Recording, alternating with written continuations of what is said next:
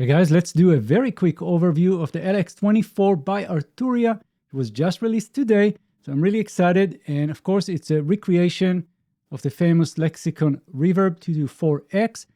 Let's get started and see what's in the box.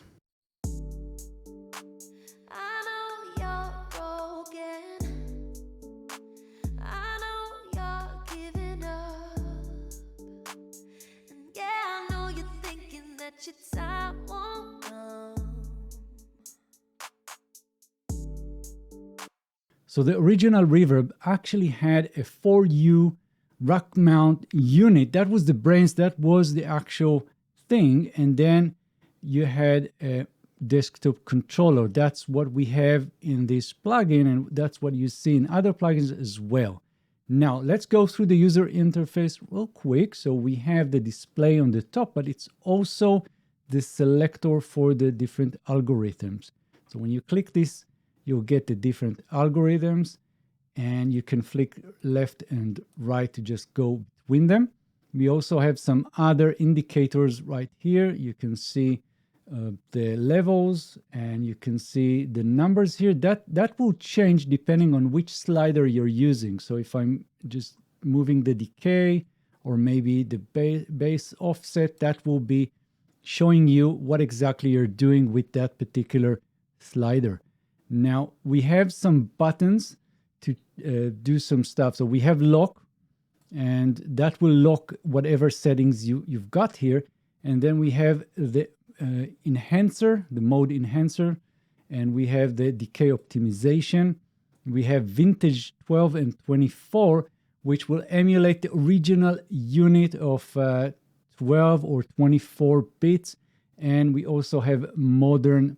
That will be whatever bit rate that you have in your DAW, whatever project you're using right now.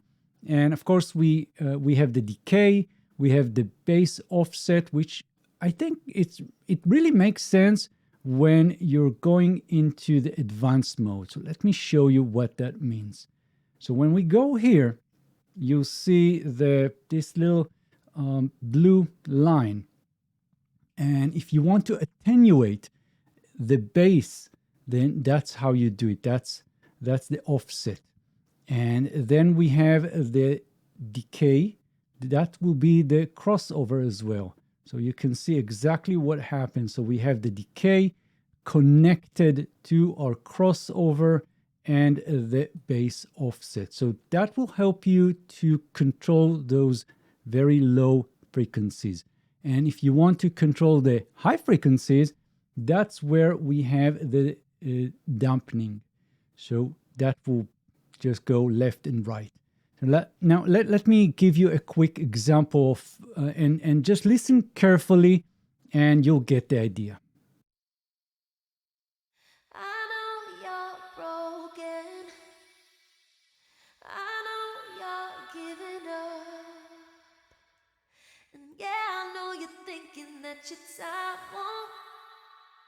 So now when I'm having the dampening way to the right, yes, just about 7.5 kilohertz, you can actually hear some artifacts, some shimmering effect. Now you might want this, or maybe you don't. So again, have a quick listen.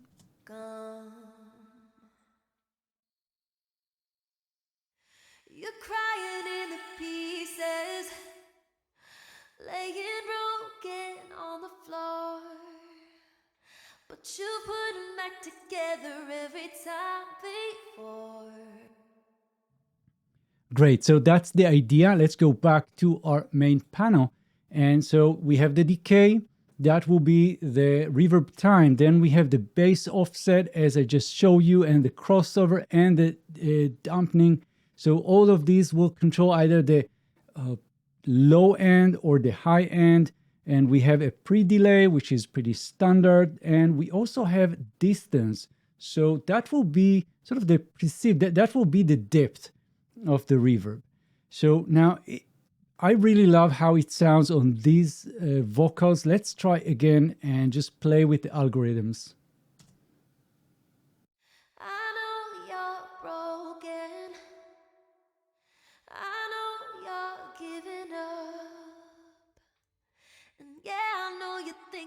that your time won't come.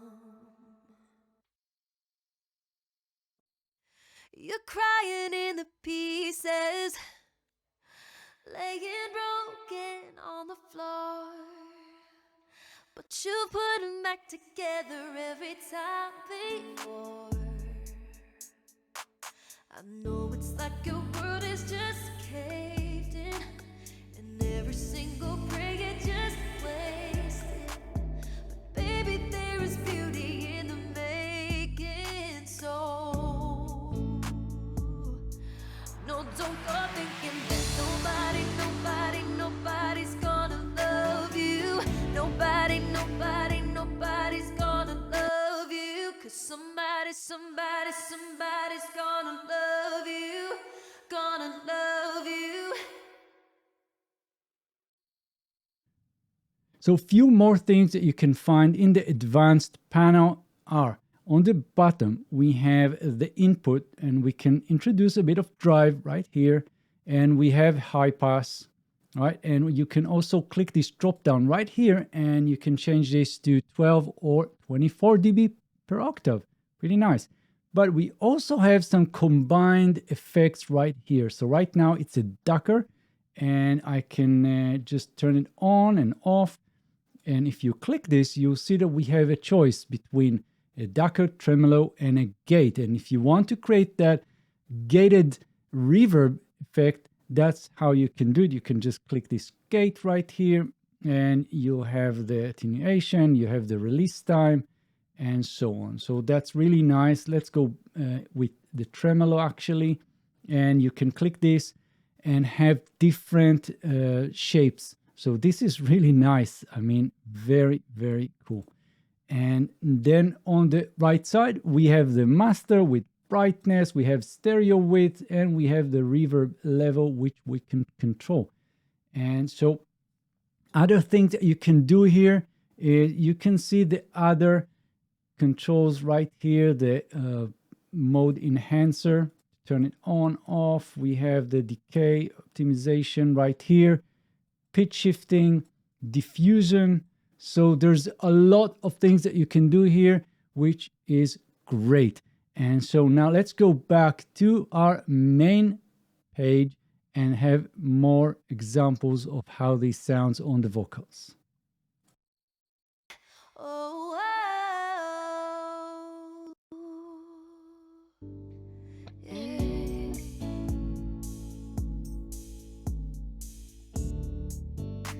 You chained to the heartache, but you don't even know you hold the key. Girl, you're making it much harder than it has to be. No, I know it's like your world is just caved in, and every single prayer just wasted.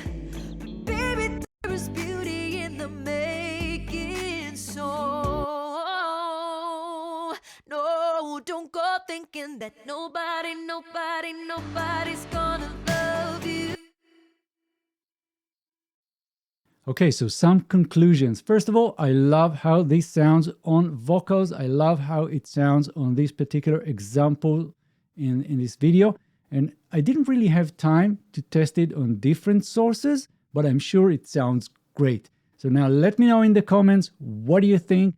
And if you have any questions, again, leave comments, like the video if you like it, and subscribe to the channel if you're not already subscribed. Now, I want to mention that I do have a new plugins shop. I work with a lot of companies and I add new plugins every day. So I'm going to put a link in the description of this video. And I'll see you guys very soon in the next videos. Thanks and bye-bye.